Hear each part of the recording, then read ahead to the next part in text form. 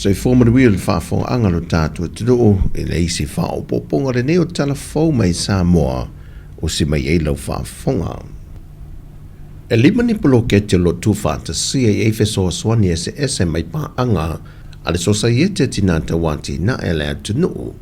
Le wa mai whaatino le awa onga ma wha malama lātou polokete e whaasoa tuele to mai malama mai e lātou lo iai le atamai e whaatino ina ia tupu mola mo le manuia lau tele o sosaiete o lo o waristala ilano le whaalapo tonga.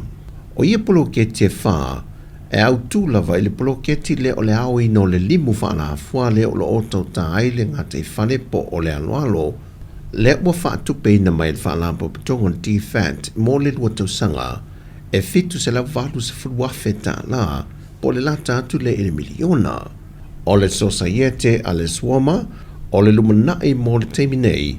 e se lau lima se furuafe mo le se furma le valu masina e whaatinoai o lo whaatupe mai le whaala po pitonga le EU ma se tase o porkalame o lo taula muai le ofiso whaatuanga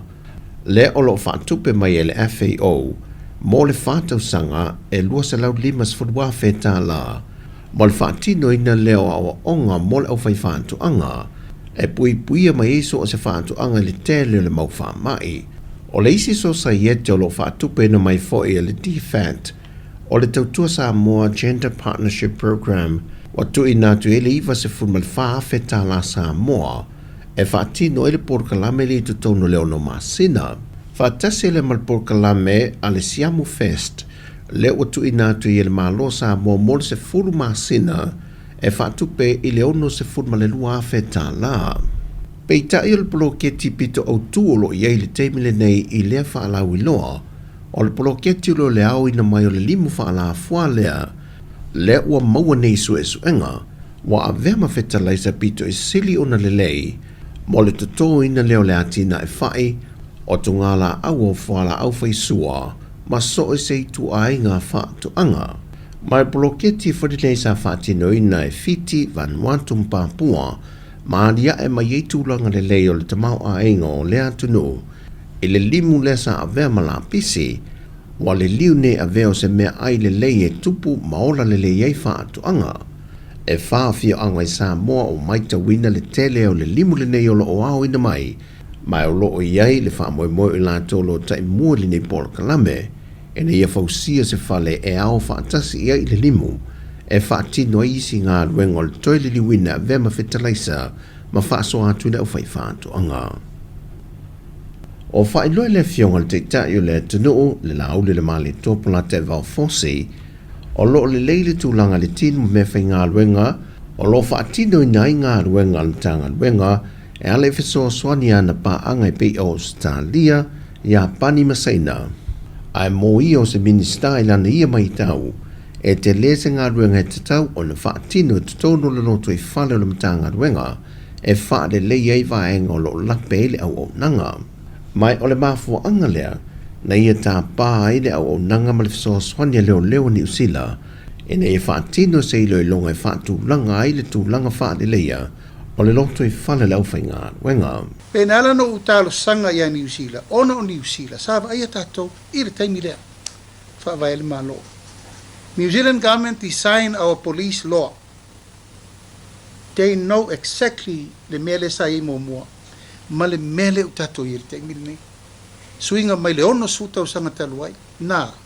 o tū maupe sa mo le mele sa tātou i mo mua, na i le malu o le tunu, marsaunga le mua le tunu. E leo tātou vai ni suinga ia. Nā suinga, wale maua tātou case, wa anseto case, wale ropo ia kua ia. Lea lai kau ke la bebe o mali kemi, so what is there? Nā le vai vainga la ie taun wha malosi. Nā le vai vainga tauna mai ia ile susu enga taun whai maua. Nā le al tūlanga tauna malo losi ile leo awane batul case, dismiss. Nā le tūlanga awane toi whalangolango tele le Attorney General, I have wala tolo ia malosi fi now cases mo leo. O le review de na o lo utali tonunga o le utato ele to alo se opunato si fi o le fo tela bela be sim tau o no le fisili ngia po fersa. E whaavaenga na whaamanino le fionga le pālemia o le anga i eilo i longa i leo whaapito mai New Zealand. Le brief le na matutara noa nafi ma le komsina New Zealand e whāwaenga le wa mai the prosecution, investigation o le training ia ma le legal o vaenga na e wha le wa tau me e te o vaenga na e wha le la mai a mata ili pa iletso le o vaenga pito sili nanta to manao mia investigation, prosecution, training mai o mutua i o vivia la ianuali mai ele fa so ni le New Zealand mo tato la lava le pe kapa Australia le tato ta vale martelo mea a le ano falo mtanga o taun tato tilo le vai o lo ye de fa no nga ale fionga le pandemia ina ye pesa mo le mal tio le soifua malona saunga le mu i a au malanga wenga malwala malo o le aso valu le masino fo o te sema wa whaatulanga mai e tūla i e luma le whaamisinunga, le li e tōlu se fulma le ono tau sanga le matua le soifua mai a fio ango vaitele ma whasito uta, le ua whaamaunia, lona au muia whaana nā leo whala au whaasaina mai a Amerika Samoa e le malanga le waa le Lady Naomi, o ia whala au whaasaina e tasi tesi ma le 4 kilo kalama lona mamafa, na maua le ofisa le tiute lona tau mawhai lea na nai te tono se pusa moa. Pei tai o lo wha wau le su e ngā leo e ono iai nisi e ono mō lia whaatasi maia i le mata o pule nei.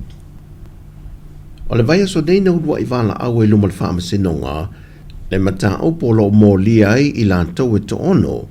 e to lima tina malea li e to tasi